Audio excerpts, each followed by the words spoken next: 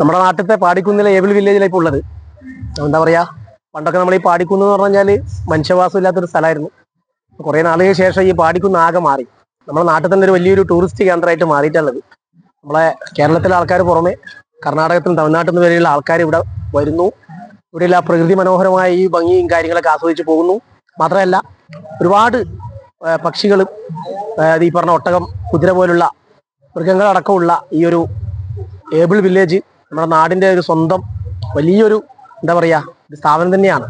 ഒരുപാട് ആളുകൾക്ക് ഫാമിലി ആയിട്ട് വരാനും അതോടൊപ്പം കുട്ടികൾക്ക് എൻജോയ് ചെയ്യാനുള്ള എല്ലാ സംഭവങ്ങളും ഇവിടെ ഒരുക്കിയിട്ടുണ്ട്.